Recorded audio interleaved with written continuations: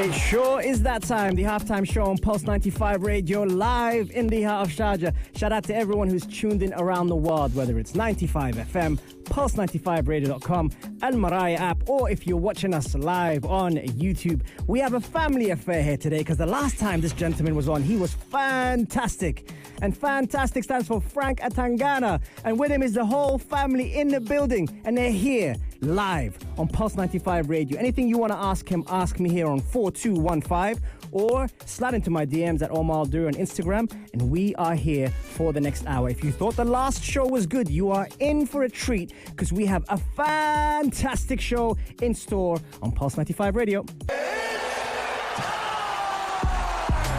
It sure is that time. The halftime show on Pulse 95 Radio, live in the heart of Sharjah. Shout out to everyone who's tuned in, including to me, who couldn't be with us today, but you are with us here in spirit. And also, speaking about that spirit is not the same unless my mum is actually tuned into the show, probably messaging me right now as we speak. But shout out to my mum as well, who is always tuned into every single show.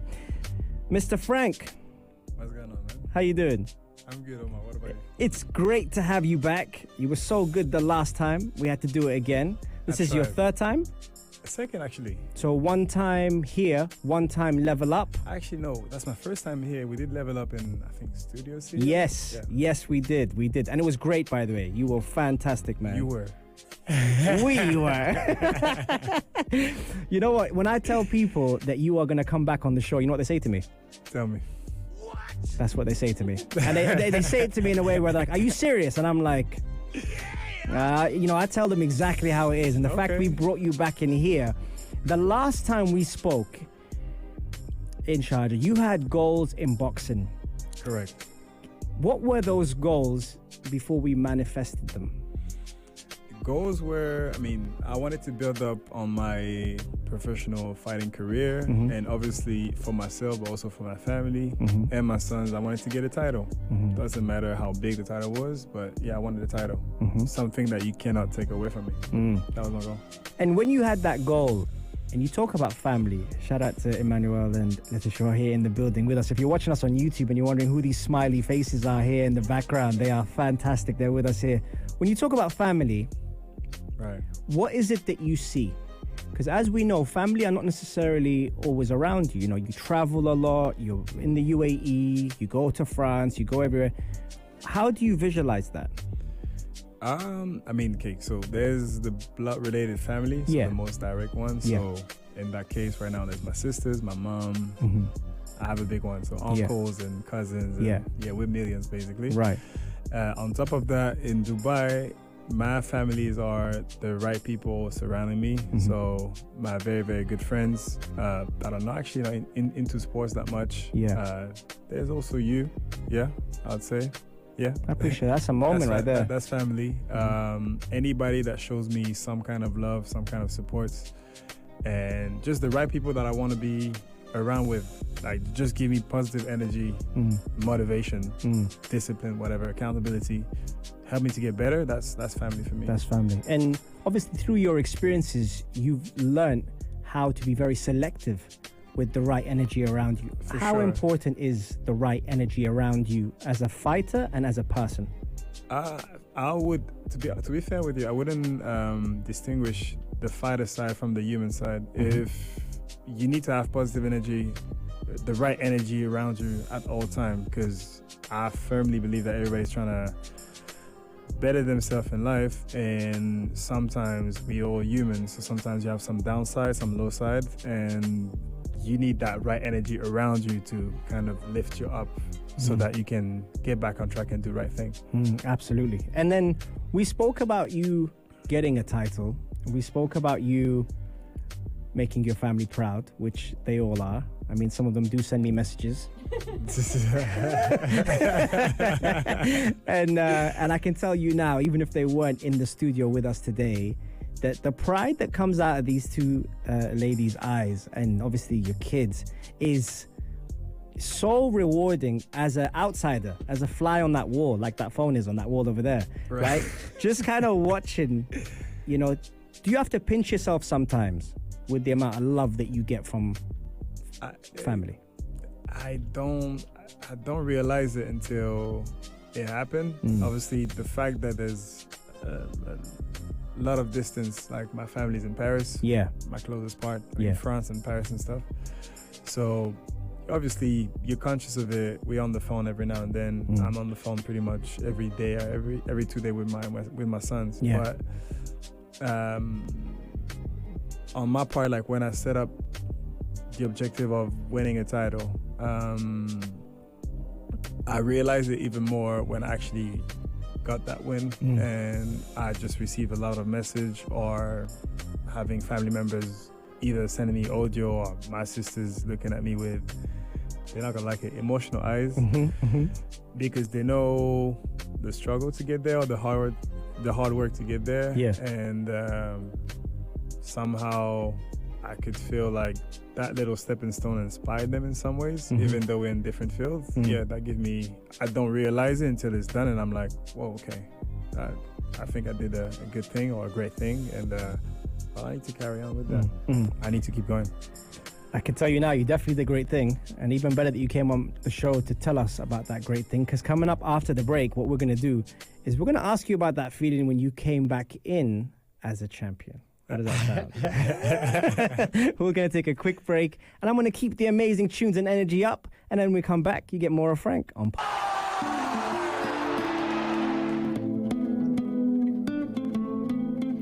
Pulse 95 Radio. I love you too, Mom. Thanks for the message.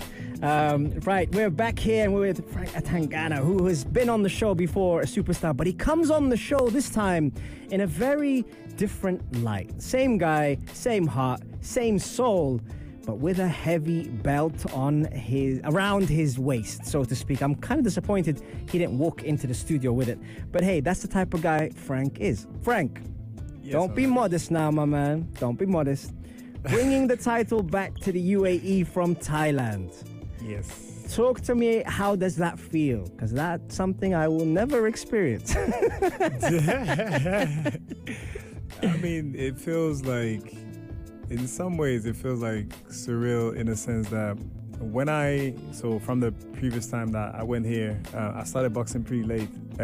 When I got into fighting, my first goal was just to try to get the UAE Amateur Championship. And in my mind at the time, I was like, that would be enough, and I'll just stop from there. Well, what happened is, our cousin COVID pulled up, and everything was locked. Then I turned pro, and I turned out to have my first title fight for a continental belt, which is great. So I'm still processing it. It's a great feeling just from the fact that I wanted to win something. And through time and patience and hardships, and I managed to pull it through. So I enjoy, and now I'm reminiscing the journey, let's say. And I'm starting laughing, being like, I really struggled to get that, but I got it. Right. And when you say, well, I first tried to get an amateur title, and now I've got a continental title, it seems to be that just comes up in my head after that. When you said that, I was like, is this real? Like, how do you set targets for yourself? To be fair, I don't really know. I would say I've been very competitive since a young age. I've been doing sports pretty much my whole life. Paris FC? Yeah. I see. Yeah. Just in case you didn't mention that. You can, absolutely. That's my team till this day. That's my team. So I've been pretty competitive outside of football, even at school. My sisters are here. We used to play any type of sport: badminton, tennis, running, swimming, whatever. I do swim, we did a lot of swimming. Oh, wow. I'm black belt. Why? Yeah. 7 years. I'm a fish. So we've been competitive on everything.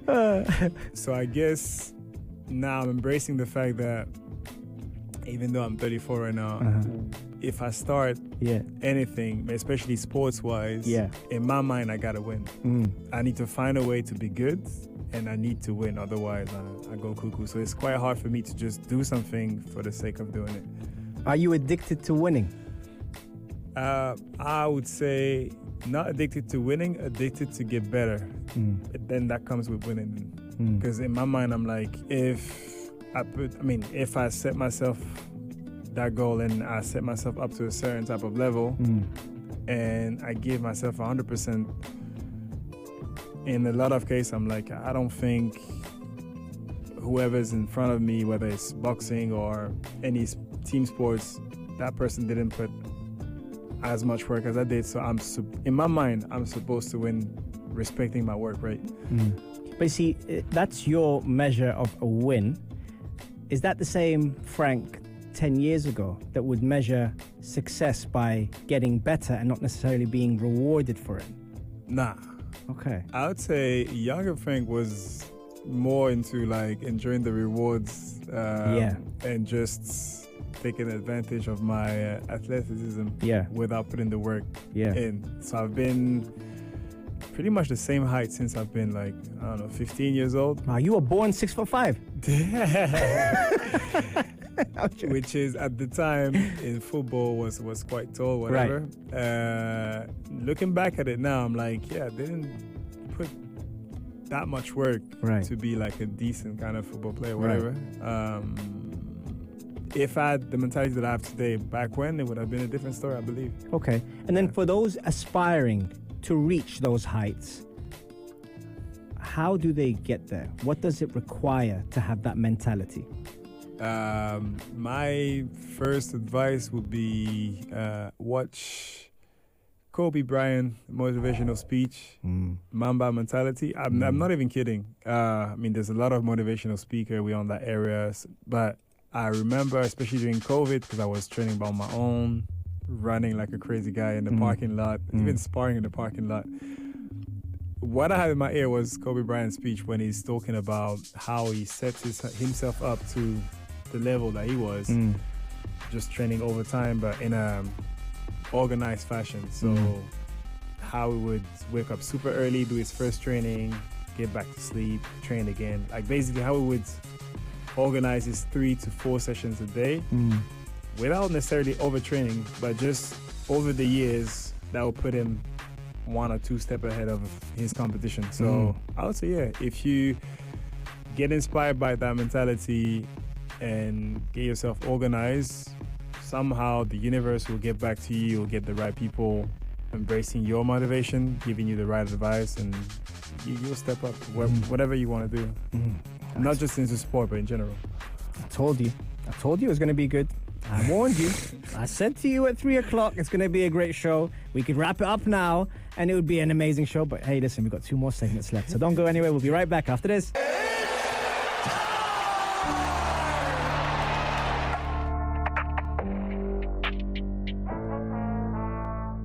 When you hear that music is fight music, because we are here with not just a fighter, but a champion. The champion is in the house. Frank Atangana is here.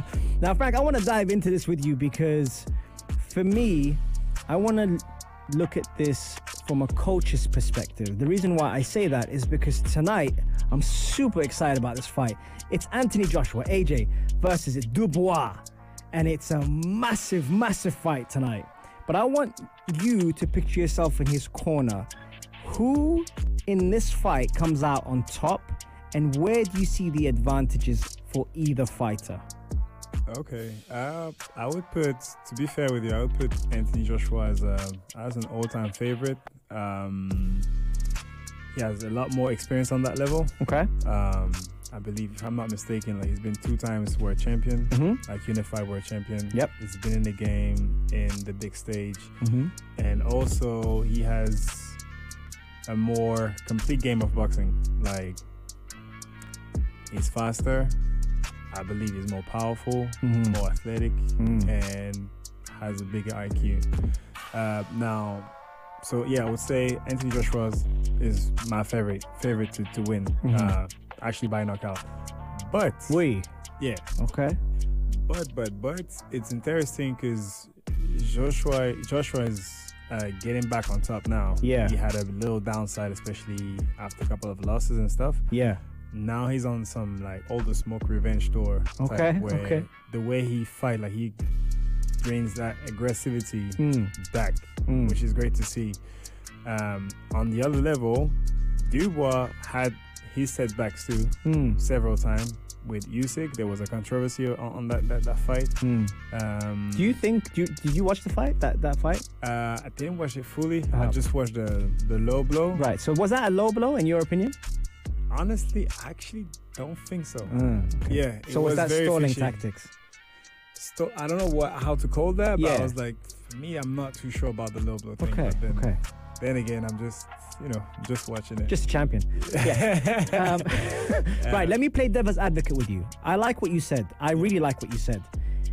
And you said speed and you said knockout. Yeah. Now, Joshua's 34 and Dubois 27. Yep. Is there something to worry about from Joshua's perspective when you face someone who's slightly younger, not as experienced, but slightly younger, with that kind of skill set? Okay. From my own perspective is you should not fear, but you should be alert with anyone, even a beginner. Anybody can get punched. Everybody gets punched in a fight. It doesn't matter if it's a clean one so you should always be alert. On a skill set basis, I don't see Dubois outboxing Joshua. He's a hard puncher. Yeah. Don't get me wrong with that. I don't see him outboxing him. Can you see him outfighting him? At this point right now, neither. Okay. But I can see him challenging Joshua because, like I said, Dubois is on the same level where he had his setback and he's on his way up. He's also on that revenge, like, I need to prove and set my things up. But I don't see Joshua outboxing, outsmarting, or outmaneuver Joshua. Yeah. I don't think so.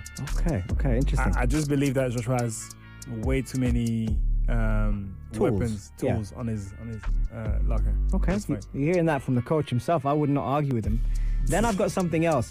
I've seen you on fight week, leading up to it, making weight.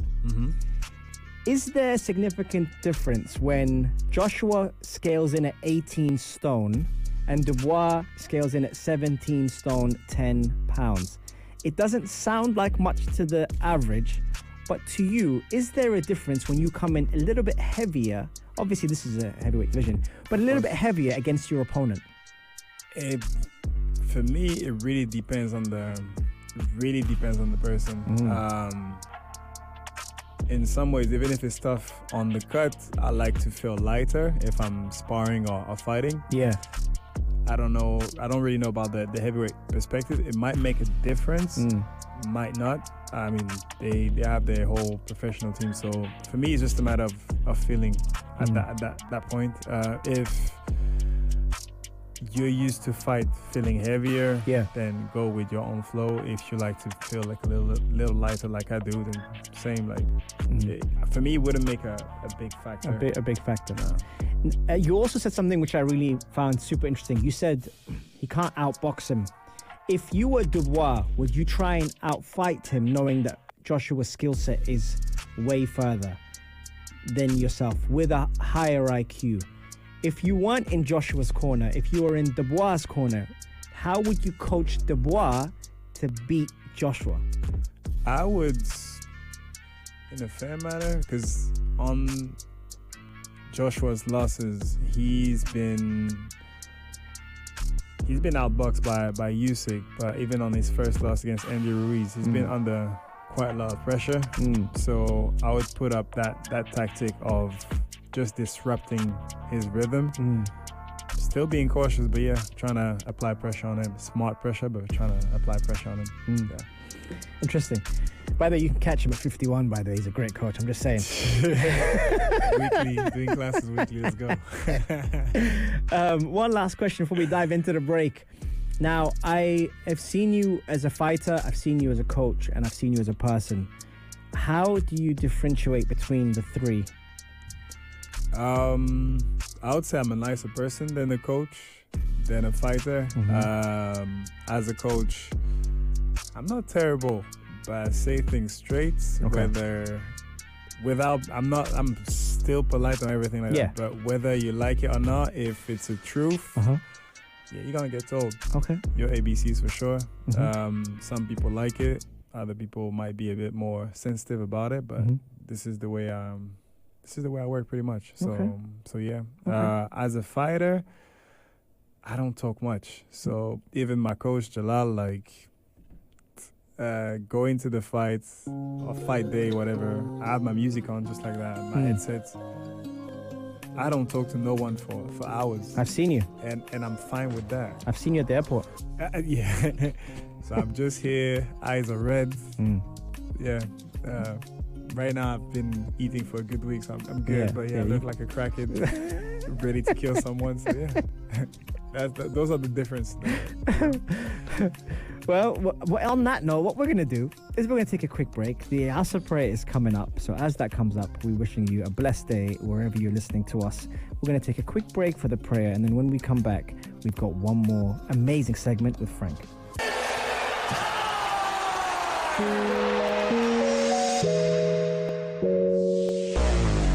Unfortunately, it's almost full time on the halftime show, but as promised, we did deliver. And not only did we deliver, but we have to give a special shout out to Frank's mom as well, who is probably watching us on YouTube right now. The kids as well, who are super, super important in my life as well as hers. And also, of course, anyone else who has tuned into the show and enjoyed it and watched Frank and actually been a fly on the wall on Frank's journey, because we've kind of witnessed his rise to stardom. I'm just saying, I'm just putting it out there. Frank, what's next for you, man? What's next? Well, I'm still planning to fight, so I'm looking for higher, bigger challenge, getting better myself. Yeah. So I'm not gonna lie, right now I've been eating nicely, Yeah. celebrating with food. But yeah, I'll get back to work pretty soon, and bigger challenges, whatever. How it doesn't matter which challenge it can be, another title, fighting a tougher opposition, trying to get as high as I possibly can.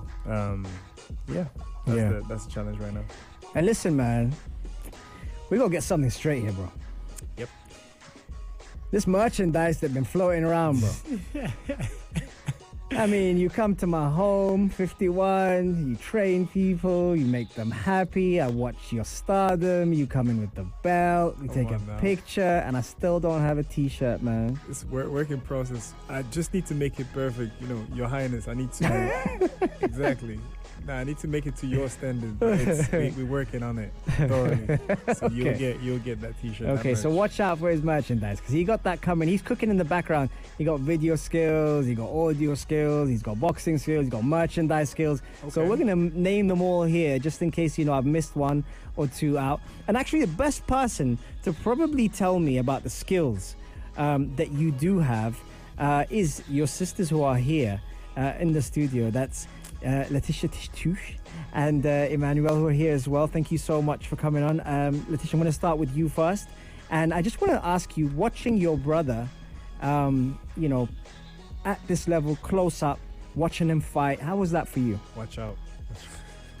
Thank you, Omar, for having us. To be honest, when I watch Frank's fighting throughout my phone, when I'm in Paris, it's really difficult for me to handle the rough punch and stuff. Yeah. But being able to come see it in Thailand, actually I was really exciting and I was not scared at all. Really? I had trust in him. I knew he was gonna win the fight, and he did. So I was really happy, moved, and so proud of him. Yes, that's awesome. That's awesome. By the way, for those that are listening, Letitia was actually tuned into the show, and then her and I became siblings, brother and sister, after Frank's first show, if I'm not mistaken. And she stayed in touch all the way from France, which I'm so grateful for, by the way. Honestly, she's a real superstar that's been supporting Pulse 95, supporting obviously Frank, and supporting us here. So I'm very, very grateful for that. So thank you. Thank you to you. Thank you for doing that. And speaking about superstars, we have one here as well, who is Emmanuel, who's Frank's other sister, if you're watching on YouTube. This is your second time back in the UAE, okay? How was the feeling of watching the champion receive his belt? Okay. Thank you, Omar, for having us here. Honestly, I was very moved and it was inspiring. Sorry. Honestly, it's very hard to see my brother, or I think anyone you love, being hit on a ring. But despite my fears, I try to support my brother the best that I possibly can, because I can see that boxing has changed his life, and I feel that it's one of the reasons he wakes up every morning. Yeah. So even though I'm scared, I want to support him, and it was very beautiful to see him winning in Thailand, and for that alone, I don't regret going there. Oh, wow. So, wow. Thank you, Frank. Oh, thank you. And by the way, I got to ask you, Frank, can she sing? Is she a singer? She thought growing up. She thought. Yeah, because we were sharing the same room. She thought she was singing. Okay. She can perform if she wants to. I'm Okay. not too sure about the art, but she can. Maybe, Okay. you know. I'm worried for my job, because when she started talking, I was thinking, oh my God, they're going to be all over here at Pulse 95 Radio. Right, that is full time on the halftime show. Thank you very much, family, for coming in. Thank you, brother. Frank, as always, what an absolute pleasure. We look forward to more success. You are not only making your family proud, your kids, to me, everyone that's tuned in. You make me proud, you make Pulse 95 proud, and you make the UAE proud. We are lucky that you are here in this country, gracing us with not just your skill set as a fighter, but as a person. So thank you so much for being the man you are, and we hope more success, because you deserve it, my brother. I truly appreciate that. Truly. Thank you for that. And after that, we're going to let go, because unfortunately everything comes to an end. It's full time on the halftime show. Thank you very much for tuning in. What a show it was. And guess what? I'm back on Monday. No, I'm serious. I'm back on Monday for another one. And that is me on Pulse 95 Radio, live in the Heart of Sharjah. Take care, stay blessed, and have a fantastic day. Salam, guys.